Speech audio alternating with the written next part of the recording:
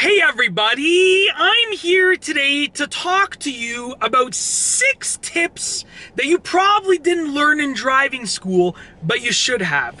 These are simple driving tips that sort of go unknown until people learn for themselves. So with that being said, I'm here to give you a little bit of an advanced lesson and teach you about these tips, let you know about these sort of secret tips. Now let's get right to it. The first driving tip is that it is necessary sometimes to double check your mirrors and blind spots. Now let me give you an example. Let's say that I'm stopped at a red light right now and I want to make a right-hand turn. I've already checked my mirrors and blind spot and I'm waiting at that red light to make that turn because let's say I can't make a right on the red light. I have to wait till it turns green. The light turns green and I was sitting at that red light for 20 seconds, let's say. I proceed to make a turn without rechecking my mirrors and blind spot. In that 20 seconds, someone could have easily come beside my car and got into my blind spot, got beside my car, and I would have created an unsafe situation. So if you are stopped for a while, if you check your mirrors and your blind spot and then you're not making the turn yet, check them again. It only takes an extra few moments and it does no harm. It can only result in pretty much something good. You're going to recheck and make sure it's safe to proceed, okay? Next on the list, driving tip number 2 that often goes unnoticed and unknown. Don't trust anyone on the road. Just because someone is signaling doesn't mean they're going to move. Maybe they left their signal on by accident. Maybe they put it on by accident. Maybe they just have it on and they don't care to turn it off. Don't trust anyone on the road. Just because you got to the stop sign first and you have the right of way doesn't mean that that person's going to let you proceed without them hitting you or T-boning you. Don't trust anyone on the road. You should gauge their intentions and use that to make your judgment call, but don't trust anyone on the road. Tip number 3. There are many ways to communicate with other drivers, okay?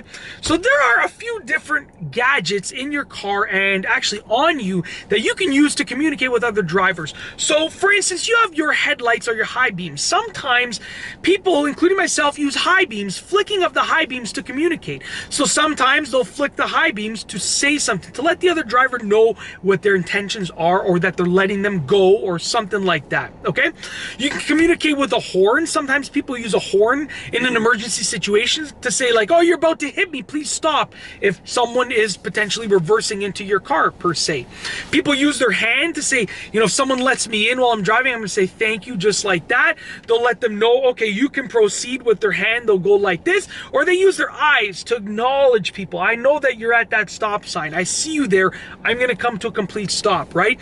So there are many ways that you can communicate with other drivers, okay? Tip number 4, we're on number 4, so I have my little notes down here. Tip number 4 is to merge with traffic and not after traffic. Now, when you have a lane reduction and you're in that lane that's getting cut off, okay? I would recommend merging as early as you can smoothly. Basically, you want to have your signal on, you want to proceed in that lane, and you want to merge into traffic. What you don't want to do is go all the way to the end of the lane and basically have the people in the other lane be forced into letting you in because your lane is cutting off and you're about to drive into the pylons or drive into the divider, so they have to let you in. You don't want to put people in that situation. You don't want to put yourself in that situation, okay? Merge with traffic, merge into traffic, not after the traffic. Merge into traffic, okay? Next on the list is number 5. Don't wait until the last second to change lanes. Now, I see so many people do this. They're driving, they put their signal on, and then all of a sudden they start trying to swerve over because they have to make this turn. So you have 2 things that will help you. Number 1, plan your route out in advance. Make sure you plan your route out in advance. If you know when you have to turn right, let's say, you can get into the right lane in advance. If you know when you have to exit the highway, you can get into the exiting lane in advance. Okay, so plan your route in advance. And also the other thing is it's okay to miss a turn. If you have to turn right at this upcoming, intersection, but you can't get into the right lane, just continue forward and figure out a different route that will take you back there. Okay, it's not like you have to turn you can proceed forward and then just go back or figure out a different route, especially with GPS systems that are now in our cell phones that are easy to use, okay? So don't wait till the last second to change lanes. That's the 5th tip. Last but not least, tip number 6 that often goes unnoticed is that signaling helps pedestrians too. Now, let me give you an example of this, okay? So, let's say I was reversing out of a parking spot and I was reversing to my right-hand side. If I use the signal, okay, the pedestrians around me would know my intentions, which way I was planning on going. Now, let's say I was reversing to the right with my right signal on, and I'm looking, and I don't see any pedestrians, but there's actually a pedestrian there, but I didn't see that pedestrian. That pedestrian would know I'm headed in that direction, and it gives them an opportunity to get out of the way. Let's say another situation, another scenario. I'm driving, I want to make a right-hand turn. Put my signal on, I check my mirrors, I check my blind spot. I don't see anybody. So I proceed to make the right-hand turn. Let's say there was a pedestrian there, but I didn't, and like I said, I didn't see the pedestrian.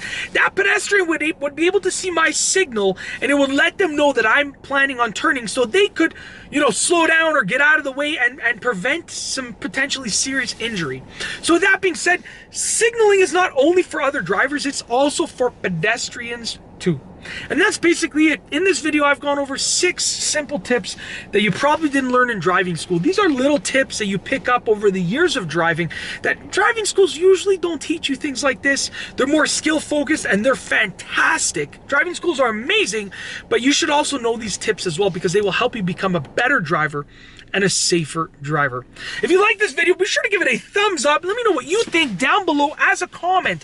What are some other sort of unknown tips that people don't really know about when they're driving? Let me know as a comment down below. And of course, be sure to subscribe for more great car and driving videos just like this one. And that's all I have for you today. Thanks for watching.